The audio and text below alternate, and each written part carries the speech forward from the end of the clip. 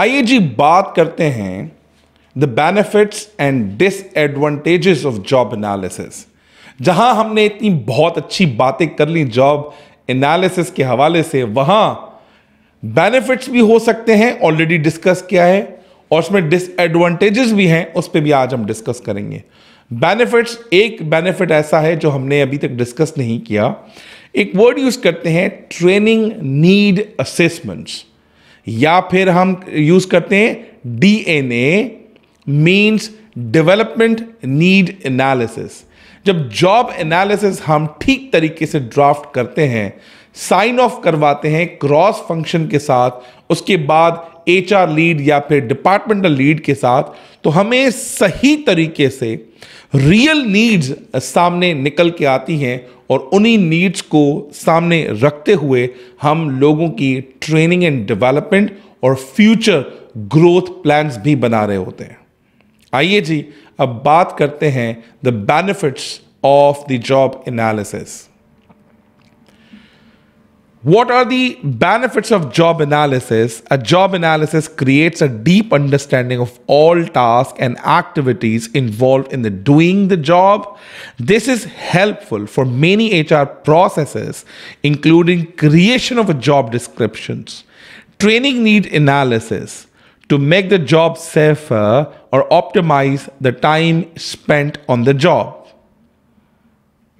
In a nutshell, अगर वाकई आपको एचआर के तमाम प्रोसेसेस, पूरे बिजनेस के तमाम प्रोसेसेस, पूरे बिजनेस का कंप्लीट बिजनेस एक्यूमेन, डिजिटल या फिर data literacy, people advocacy, financial acumen, supply chain and इसके अलावा जितने भी फंक्शंस हैं उस पे ग्रिप करना है, उसको अंडरस्टैंड करना है, तो job analysis is only a document which help you as a HR कि आपको पूरे बिजनेस की समझ है।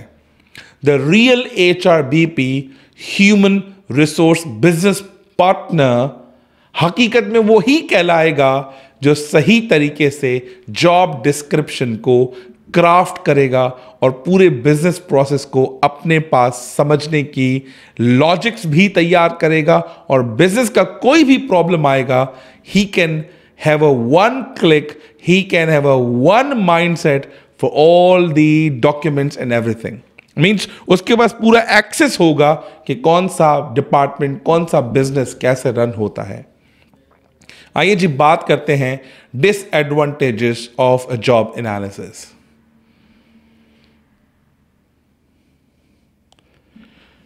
What are the disadvantages of a job analysis? The main disadvantage of a job analysis is the time involved in doing a thorough analysis. Such as analysis can take hours for both job analyst and the people in the job. It is also necessary to be aware of the observer or the analyst bias. Job analysis, one of the most and highest time consuming activity, और इतना time लगता है, इसका result बहुत slow होता है, इसलिए लोग बहुत रिलक्टेंट और बहुत ज़्यादा जज्बाती हो जाते हैं क्योंकि इसके रिजल्ट इतना जल्दी नहीं आते, या फिर जब जॉब एनालिसिस को ड्राफ्ट करते हैं लोग टाइम नहीं देते, क्रॉस फंक्शन वक्त नहीं देते क्योंकि वो अपने कोर ऑपरेशंस में इतना बिजी होते हैं। वो कहते हैं हम बिजनेस करें या तुम्हारे जॉब एनालिसिस के डॉक्यूमेंट को साइन ऑफ करें। उसके बाद बड़ा कीन रहना पड़ता है, विजिलेंट रहना पड़ता है कि कहीं जॉब एनालिस्ट या ऑब्जर्वर या जॉब एनालिसिस जो जॉब एनालिसिस कर रहा है, जॉब एनालिस्ट आदमी उस ऑब्जर्वर को देखते हुए या उसके डेली रूटीन के काम को देखते हुए कहीं बायस तो नहीं हो रहा, क्योंकि कभी उसका मूड खराब होगा, कभी वो सही इंफॉर्मेशन पास ऑन नहीं करेगा, कहीं बायस्ड होके वो रोल और एग्जिस्टिंग बंदे को मिक्स तो नहीं कर देगा। ये डर होता है जॉब एनालिसिस को ड्राफ्ट करने में।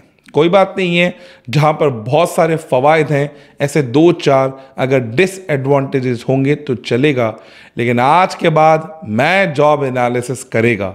अगर जॉब एनालिसिस करेगा तो एचआर का फंक्शन समझेगा, एचआर का फंक्शन समझेगा तो whole business, how it works, how it performs, ये सब समझेगा, क्योंकि job analysis is one of the most crucial and pivot point to understand the business and the processes as well. मिलते हैं अगले दिन एचआर के जॉब एनालिसिस के मजीद मेथड्स पे, जिस पे आपको हेल्प मिलेगी कि आप जॉब एनालिसिस की एक्टिविटी अपनी ऑर्गेनाइजेशन में कैसे कंडक्ट करें। Thank you very much.